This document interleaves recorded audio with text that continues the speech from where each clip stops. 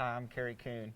I've got a good friend of mine here with me today, Mr. David Frank, the owner and manufacturer of Forco feed supplement Digestive Fortifier.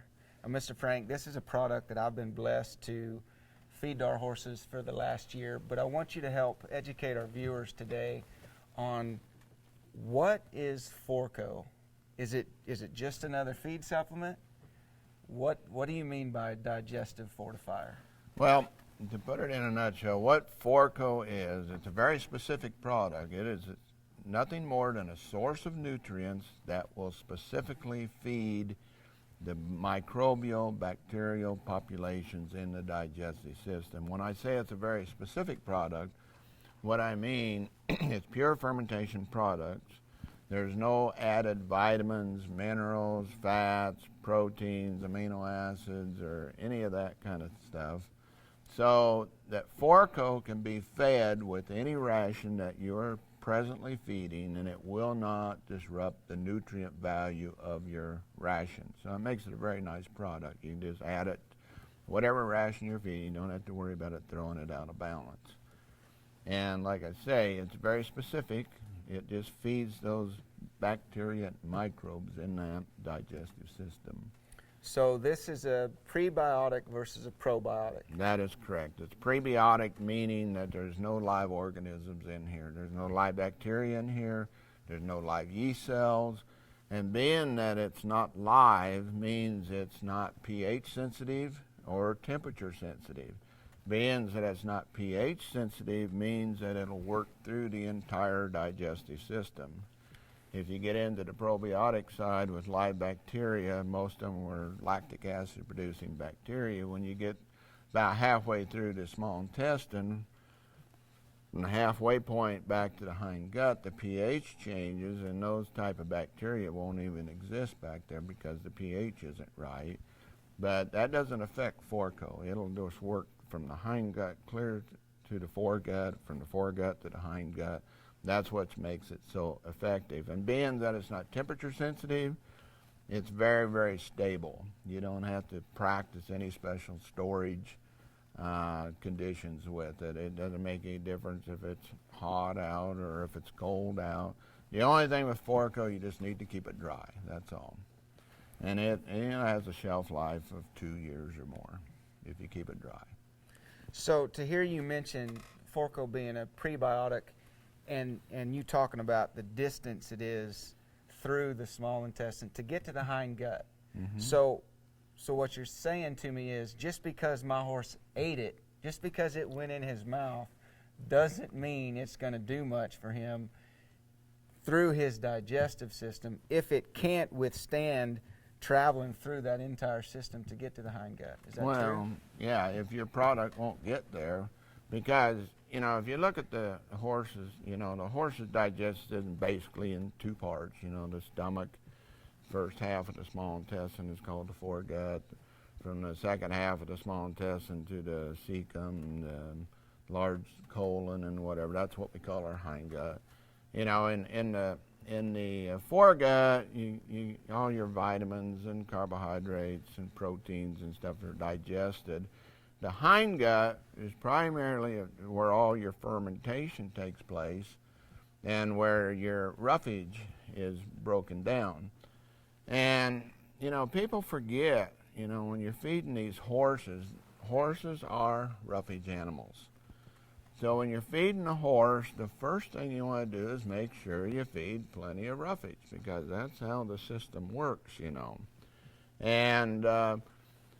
And being that all the fermentation takes place back in the hind gut, if we can keep those bacteria up to their genetic potential and increase that fermentation process, because the horse will derive 30 to 70% of the energy that he needs through his roughage, depending on the quality of your hay. So the better your fermentation is in the hind gut, the better utilization of roughage you get.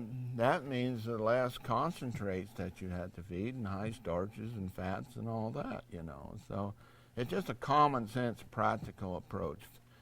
Like we say, you feed the horse, and will feed the digestive system. You need to look at it that way because those two are interrelated, you know, and a lot of people forget about that. They just concentrate on what they put in the feed pan.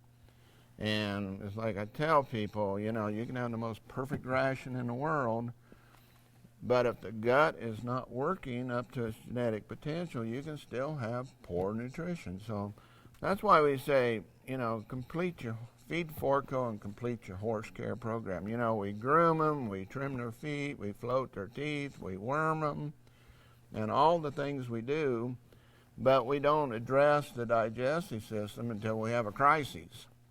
But if you take Forco and combine that with your daily horse care routine, it just makes practical common sense to feed that gut on a daily basis, you know. And that's what Forco is the best at. Well, I'd like to back up and elaborate for our viewers. What is the process that you guys go through to get, you say there's not live bacteria in that bucket. What is the fermentation process that you guys go through, and what is it exactly that you end up with that you put in that bucket? Well, the basis of our product is a true yeast culture. And what a yeast culture is that you put together a culture or a medium, you inoculate it. We use Saccharomyces cerevisiae yeast is what our product is based upon. But the benefits of a true yeast culture compared to all other fermentation products is pretty different because what you do, like I say, you put together your medium or your culture, you inoculate it with the yeast will grow on that. And while those yeast cells are growing and reproducing, they are excreting different metabolites and volatile fatty acids and neutralites and all kinds of different nutrients and enzymes. And those excretions off of those yeast cells are what feed the bacteria in the digestive system. Now, when you dry it all down, the yeast cells all die. So there's no live yeast in here. If you see a product that says it's yeast culture, and you look on the label and it says it's got so many billion or millions of live yeast cells, that's not a true yeast culture because there are no live yeast cells in a true yeast culture, you know.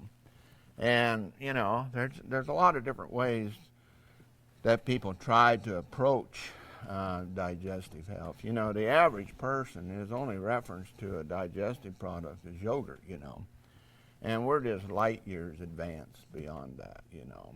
And so providing a nutrient source that, like I say, is not pH sensitive or temperature sensitive is the most effective way to feed that digestive system. It's better than anything else that you can do for a horse. So let's take that and let's talk about more specific this bacteria. Good bacteria versus bad bacteria. Can you elaborate on that? Yeah, and like I say, the horse's digestive system is what we call a microbial system. That's how it functions on the actions of bacteria and microbes there. And in any microbial system, whether it's a septic tank, a bale of hay, or a digestive system, any microbial system, you always have two areas. You have what we call beneficial bacteria, and you have pathogenic bacteria. In a healthy system, you'll have sufficient levels of beneficial bacteria to suppress the pathogenic. Now, the pathogenic are always there, but in a healthy system, they just hover in the background. Now, like in the horse, if you start introducing stresses, like you hauling your horses up and down the road a lot of miles and performing and everything, and it doesn't make any difference where the stress comes from, whether it's mental or physical or antibiotics, a high temperature, whatever it might be. But anytime the horse encounters stress, it always has a detrimental effect upon the beneficial bacteria. It will diminish them. And if you diminish the beneficial bacteria enough to where they can't suppress the pathogenic bacteria, then they can just pretty much jump up and explode pretty rapidly and overpopulate your horse's digestive system. And that's really what a digestive upset is. It's an overpopulation of pathogenic bacteria compared to beneficial bacteria. Now, the symptoms of that can be many, many things. When you have a digestive upset, the symptoms can be anywhere from colic to founder to laminitis, ulcers, poor weight gain, poor hoof growth, poor hair coat, whatever you want to name. And I always find it interesting, you can buy a supplement to address every one of those symptoms, but the root cause of all of those symptoms is an imbalance between the beneficial bacteria and the pathogenic. So if you really want to attack it at the root cause, you need to go in there and restore those beneficial bacteria to proper numbers and proportions, suppress the pathogenic, and then those symptoms either disappear or they don't express themselves in the first place. So it's really a common sense, practical thing that we're doing, And, and I always say, when you're looking at the horse, until you have a horse's digestive system balanced and performing as it should, you don't have a clue what to supplement your horse. Or if he's exhibiting symptoms until you get the gut working as it should, you really don't know what to do for this horse. So the first thing, with any problems that a horse has, make sure you get the gut working right and then go from there. But that's the foundation of the horse.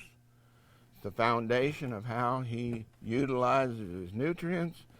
The digestive system is the foundation of the immune system, So it's so critically important to maintain that on a daily basis, not just go into crisis mode when you get a really bad problem, do it on a daily basis and level that out.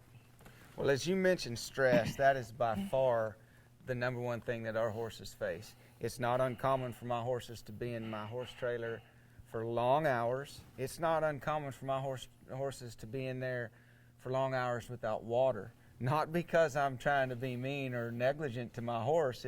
I just sometimes don't have a lot of time to get from one place to the next. Right. And as we added this product over this last year to our horses, I've always fed a really good feed, and my horses have always done good. But I've noticed some things this last year in my horses, and maybe the horse that I used as my guinea pig, so to speak, this last year is a horse that I probably had under more stress than any of the horses I'd had in the last few years. And what I saw in that horse was just amazing. The difference in, he looked as good and acted as good, if not better at times, after being out there hauling up and down that road for 2 weeks, as he did when he was at home in an environment that wasn't as stressful. Right. And I think sometimes people don't understand, to just put a horse in a trailer, whether you haul him 700 miles or you haul him 10 miles, it's stressful. Right. And from what I just heard you talking about, the digestive system and the bacteria and how things fluctuate so much, if we don't put some emphasis on how that digestive system is designed to work and do what we need to do to maintain it so our horses can utilize the feeds that we feed, then what are we really doing? Well, there's 2 points there. One thing I like, everybody says that how poor of a digestive system the horse has, I suppose maybe compared to a cow or something, But in reality, the horse's digestive system is good.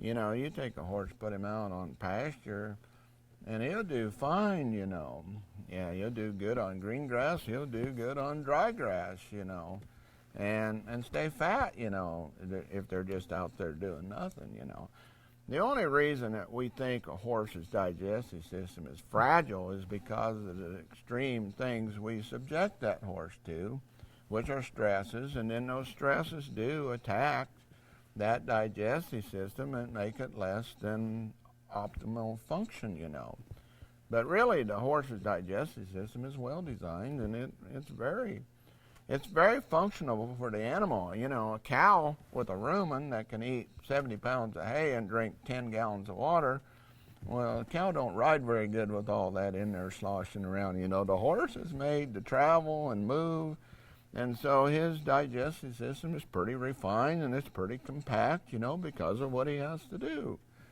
But when we take the horse out of his natural habitat and subject him to the physical and mental stresses, they do have a detrimental effect on how his gut works. And like I say, all we're talking about is a balance of the beneficial and pathogenic bacteria. You always have to remember that. It's not complicated, but it has vast consequences if we don't take care of that. And so the best way to take care of that is feed that digestive system separate from your horse, And like we say, you feed your horse, and Forco will feed the digestive system. And you got to look at it that way. And just like I keep saying, it's just nothing more. There's nothing magical or mystical about it. It's just common, practical sense, So the basis of Forco isn't to focus on enhancing one particular feed. The basis of Forco is strictly on the digestive system itself, which in turn will enhance whatever feed you feed. That's the great thing about it. It will take whatever you're feeding and allow that horse to utilize it better. And so we're really not in competition against what you're feeding. We are there to get full expression of what you're feeding. And and when you get into horse nutrition, people try to make it a lot more complicated than what it is. And I always say that, the first thing about feeding a horse, feed him plenty of hay, because he is a roughage animal.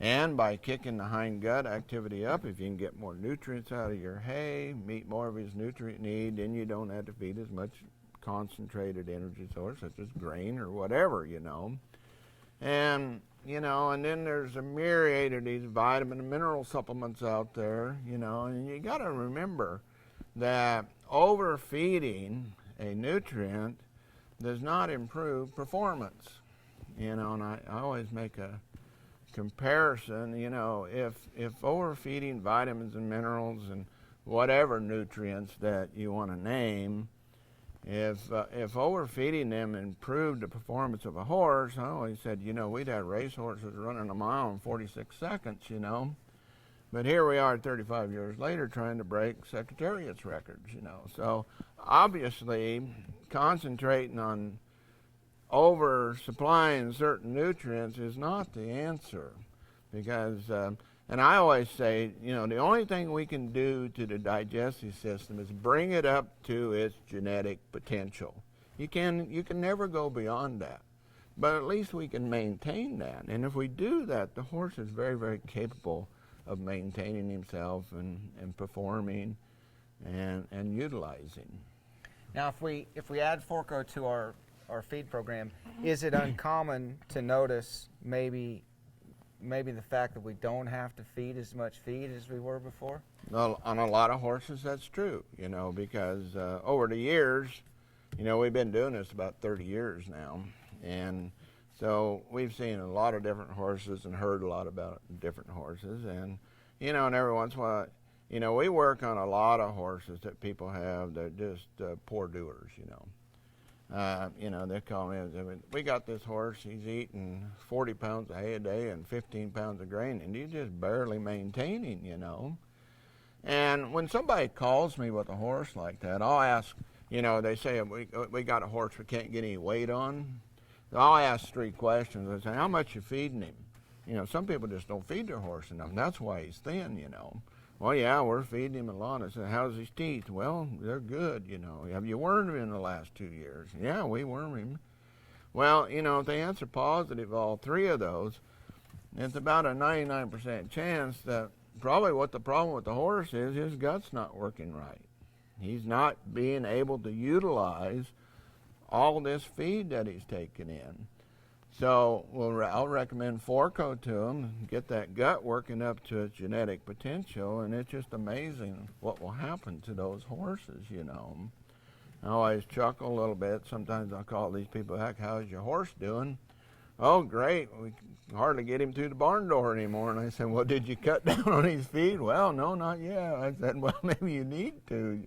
So, you know, all of a sudden this horse started utilizing all this, and he just ballooned, you know. So, yes, you got to keep that gut working properly so it can take full advantage of what you're feeding. And yeah, on some horses you don't have to feed near as much, you know. Well, that is definitely something that we've noticed with our horses, that we have been able to cut back some. And again, it takes me back to the idea that my horses now are just better. Their digestive system is working the way it's designed, which lets them utilize the feed that I give them better, Right. which means there's not as much waste, basically. Right, and you know, and the most important thing about what you said there is if you can increase the utilization of energy from your roughage, that means you don't have to feed as much concentrate or many starches or fats or sugars or whatever, and the more roughage a horse can eat and utilize, the more healthy his digestive system is going to be. It's when you get starch overloads and things like that, that's where the problems come up. Because so if we can kick that fiber digestion up, which Forco will do, it goes a long ways to helping that horse maintain gastrointestinal health, you know.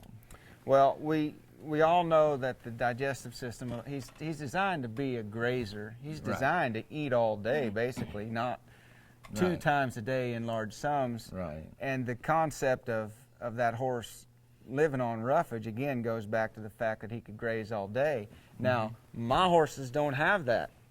Right. Don't have that option. Sure. I don't have, number one, I don't have the time to keep them out there all the time. And when I'm on the road, yes, I take plenty of hay with me, but I also need something to add to that, that nutrition program for some energy. Right. And you know, I get a lot of calls. People call me up and say, well, how much grain should I feed my horse?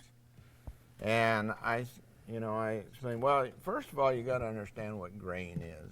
Basically what grain is a concentrated energy source. And what that means is if you can't get enough energy into the horse through the roughage, he either doesn't have the capacity to eat enough or the time to eat enough. Then we have to go to a more concentrated energy source, which would be grain or concentrated feeds, you know. And I always give an example. If you had a team of draft horses out in your corral, and the only thing you did with them was twice every 2 weeks you'd hook them up to an empty wagon, drive them down to the end of the driveway, turn around, come back and unhook them, put them back in the corral until the next 2 weeks. I said, you could pitch those horses hay and they'd be just fine. Now this spring you decide you're going to farm 80 acres with them. Well, now they don't have enough time to eat enough hay or the capacity to meet their energy needs, so now we got to go to a more concentrated energy source, so we start to grain those horses to meet their energy needs. And that's about as complicated as it is, you know. So Forco can work either way. It can work for the horse that is being fed grains because he doesn't have the time to consume enough roughage, or it can work for the horse that's just basically turned out during the day and at night and rode 2 or 3 times a week. Right, yeah. You know, Forco not only feeds the bacteria and microbes, we put some additional enzymes in there. We have an amylase enzyme, which is a starch digesting enzyme, and protease, a protein digesting enzyme, and cellulase, which is a fiber digesting enzyme. And when you combine the two products, they do have a synergistic effect, and that's why Forco works so well, you know. Well, we have talked a lot about the digestive system. Now, can you give us some information on how the digestive system affects the immune system? Well, the digestive system is the heart of the immune system. And when you compromise the digestive system, you always compromise the immune system, because that health of the gut is what regulates the immune system. And so a healthy digestive system means a strong immune system, you know. So they're interrelated, you know. So it's not that Forco could is the cure-all to colic and tying up and laminitis or your horse getting sick, but the benefits of what that product does for the bacteria in the digestive system, basically, as your brochure refers to it, the foundation for the total health of the horse. Right, right. So as you focus on that digestive system, you're going to see so many more benefits even beyond that, to a place where maybe you notice some other horses around that aren't on Forco that get sick, or they're affected by some type of virus that's come through a little bit more than maybe a horse that is on Forco. Well, is that uncommon? Oh no, that's very common. We had a lady call us up. She had her horse in a pretty high-end barn. A lot of dressage horses, jumping horses, and whatever. And a lot of those horses in that barn were on Forco. Now, she didn't have her horse on Forco, and there were some others that weren't. And some of these horses going to events and whatever, they brought back coronavirus, and it went through that barn. And she called us up and told us, she said, you know, the horses that were on Forco either didn't exhibit any symptoms or mild symptoms to that virus. She said, but boy, the horses that weren't, and she said, and mine in particular, it really hit them hard. And so she ordered Forco, and she's been on it ever since. And that's just an example, you know, the higher the ability of that immune system is to defend against those things, then, you know, the better off your horse is going to be. You know, there's so many benefits to what you see in a horse, you know, like, you know, I mentioned that we get calls on a lot of horses that maybe they're just really thin, or like on rescue horses, you know, we work with certain rescue people, and they'll bring a horse in that's been starved, let's say. And if you take one of those horses, you know, really bad horses, you know, they not only are the ribs showing, you know, but I mean, first of all, they lost all their fat stores, and now the horse is eating up his muscle tissue for energy. So you see the high withers, the backbone is showing, the hips look like a teepee, you know. And you've probably had horses like that. I've had them. And so normally with a horse like that, he just hasn't been fed, you know. So you start feeding him like he should be. And what usually happens to a horse like that? You start feeding him like he should. Well, the first thing that happens, he gets a big old belly, doesn't it? And it takes forever to put the weight on that top line. And I noticed this, you know, 30 years ago when we started playing around with horses we had in our barn. You know, we had a training center. We trained race horses, you know, and other horses. And we had a horse like that came in just really thin. And the first thing I noticed about that horse, when we started feeding her like we should, the weight came in over the top line first and came down rather than to get that big old belly and try to push it to the top. And, you know, and really all that is that horse is utilizing the protein in the ration so much better, you know. Now, you know, your initial protein digestion takes place in the stomach, you know, and there. But all the undigested proteins, when they get back to the hindgut, then the bacteria will break those undigested proteins down into essential amino acids, and you can kick up protein digestion by a third or 50% just by making sure that the bacteria are working good. Well, what is muscle? It's protein, isn't it? Why do their feet grow better? Because what are their feet? They're protein, you know, and so it's just a natural effect, you know. Well, listening to all this, I think it gives us a good picture of, you know, I think we live in a society where everybody suffers from something, and everybody wants a quick fix. They want to know, well, I've got these symptoms, how do I get these symptoms to go away? And they're more concerned about getting the symptom to go away than they are really trying to figure out where did it come from. And as I hear you talk about what Forco is designed to do, it gets me in a frame of mind to think if I would look at the digestive system to start with and put my focus there, what I'm probably going to notice is a lot of those things I used to deal with aren't even going to be there anymore. Well, that's very true. And, you know, another thing you say true, focus on the digestive system, because it's more than just a sales slogan, but the digestive system is the foundation of the horse, you know. All the nutrients he consumes have to be converted into essential nutrients that the individual cells in the horse's body can utilize, you know. And the better you can break those feedstuffs down into a nutrient source that go through the bloodstream and feed all the different cells in the body, the better that horse is going to do. And that's all a function of the bacterial microbial populations in the gut. So it all gets back to that balance, you know, between the beneficial bacteria and the pathogenic, and that's what Forco does. It will maintain sufficient levels of beneficial bacteria to suppress the pathogenic. Now, let's say somebody wants to try this product and they haven't had their horses on it before. Do you guys recommend that they increase the amount to start with for a little while, or what's your recommendation on that? Now, somebody calls me up and he's got a specific problem with the horse, you know, if he's, you know, he has excess gas, or maybe he's exhibiting symptoms of colic, whatever, you know. If the horse has an existing problem, then I always recommend they put him on 4 ounces a day for about 2 weeks, and then go to 2 ounces, which is a normal dosage for the average size horse, you know, up to 1,200 pounds, you know. And of course, you're going to find different things with different horses, you know. Now, we may have the horse on 4 ounces, we put him on 2, and maybe he doesn't do as good. So maybe that particular horse, you have to put him on 3, and he works good there, you know. So there is a little bit of adjustment, you know, but just look at your horse.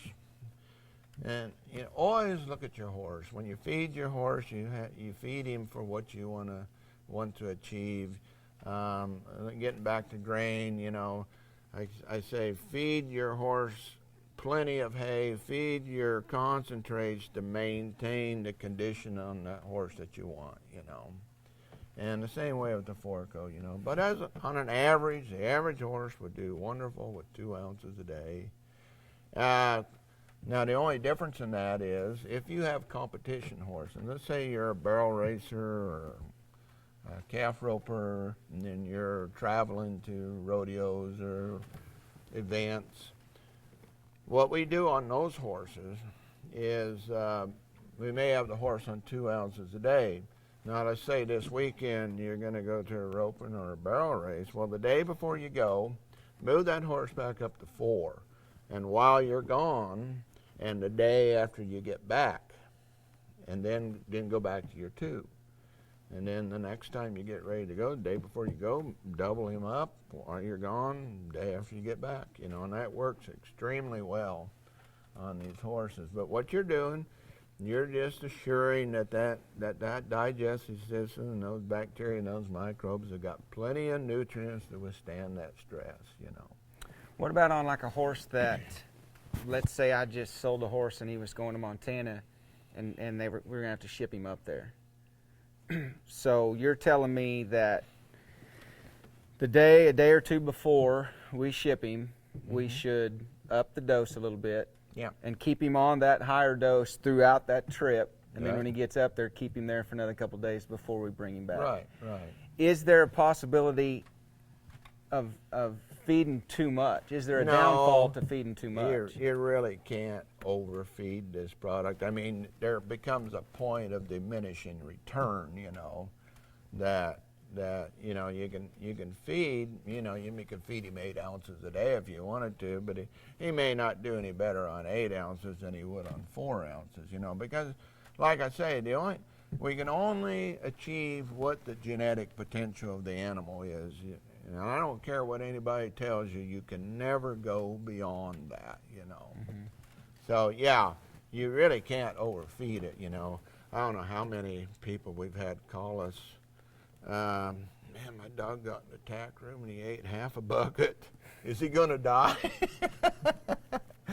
No, he won't die. He may be a little loose for a day or two, but he's not going to die, you know. And then they call about, oh, he's just fine. Didn't even have any ill effects from it, you know. So, no, you really can't overfeed it, you know. Now, you can underfeed it, and you don't want to do that, you know. Make sure you feed a minimum of 2 ounces a day. And then, you know, when we get into the warm blood horses and the bigger horses, well, then, yeah, you got to feed more. You know, you have to feed 3 ounces for a daily maintenance on a horse like that. And if you're competing in like a dressage horse or a hunter jumper event, you know, you may have to go to 6 when you compete with him, you know, if he's a 1,300 pound horse, you know. What if we've got a little horse, a pony, so to speak? Well, then, yeah, an ounce a day for him, yeah. So there's going to be some... So it is on a weight basis on how you feed it, and it's right there on the label, you know, if, you know, up to 500 pounds, 1 ounce per day, up 500 to 1,200 pounds, 2 ounces per day, and 1,200 pounds and up 3 ounces a day, you know. So, yeah, it is weight-based, you know. So, again, it's going to go back to, I mean, if we're going to use 2 ounces as an average and we put our horse on that, doesn't mean we can't adjust that as we notice the condition of our horse. Because every horse is a little bit different. Because I'll tell you where we saw the biggest fact for that is in treating diarrhea horses. You know, we had people call us up, man, my horse is painting the wall from 6 feet away, you know, and we've tried everything and we can't get him to tighten up, you know. And so initially a horse like that, I'll start him out on 4 ounces, you know. Now maybe they feed him for a couple of weeks on 4 ounces. He's better, but he's not perfect. And I'd say, well, then let's move him up to 6, you know, and put him on there for another 2 weeks and see where he's at, you know. And, you know, and some horses we had to go up to 8, you know. Well, we'll just keep moving it up until we get this horse where we want him. Then you can start back down and see where he'll hold at. You know, maybe one horse will hold at 2, another horse you have to keep him on 3 or so, you know. Some of that's highly individual, you know, with the animal and what condition his digestive system is. You know, some horses are just predicated with a poor digestive system, you know. I mean, and you can bolster it and reinforce it with the Forco. If you take the Forco off, it'll revolt back to its natural state again, you know. So you have to keep feeding and nurturing on a daily basis. So there's going to be, I mean, we're going to have to really look at it and say we're going to pick a starting point and then be willing to adjust either way to get this horse at the optimum place where we want him. Right. Now you guys have got granular form and you've got pellet form. Again, the way we feed our horses, we have to supply some kind of an energy source other than just the roughage. So we top dress our feed with the granular form. The pellet form, is there any difference? Is there anything in the granular, that's not in the pellet? No, they are absolutely the same ingredient-wise. The only difference is the form of the product. When we pelletize that, we do not have to add any binders or carriers to pelletize it. So they are absolutely the same ingredient-wise and performance-wise. It's just a difference in form, you know. Once in a while you'll find a horse that has texture issues or whatever. You know, I've always said over the years, you know, as far as palatability, you know, probably 98% of horses, if you just put it take it out, the horse never seen it before, eat it right out of your hand. But that means you got the 2% oddballs you got to deal with, you know. And we've run across horses that, boy, it was hard to get them to eat it, you know. But even those horses, once you get them on it, they crave it, you know. They just have to have it, you know. And you'll notice that with your horses, you know. We noticed it when we had training barn, you know. If you go down the line and feed all your horses, then you forgot the Forco bucket. You didn't have all them horses stand there and look at you and wonder where it's at. You go out and put it on, they all go to eating, you know. They really like it, you know. So if somebody came to you and said, which one of these should I feed? Well, I would ask a couple questions, you know. Now, let's say that a person's got a particular horse they're really not graining, you know, but they want to keep, then the pellet's really nice, you know. You can put a couple ounces of pellets in a feed pan and they can eat them up, you know. Or if you're feeding outside, you know, and you know the wind's blowing 40 mile an hour, well, sometimes it's a little tough to top dress with the granular, you know, and then a pellet makes good sense there, you know. So it's kind of depend on your conditions. You know, the reason we came up with the pellet in the first place is we were marketing into the PBR bucking bulls, you know.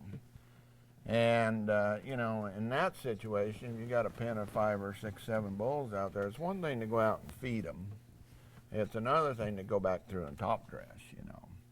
And so guys wanted a pellet so they could mix it right into their feed ration, you know, and not have to worry about top dressing, you know. And so, you know, about 3 years ago is when we did that, and we started introducing it into the horse market, you know. And I would say right now we're about 50-50 on what people prefer. Okay.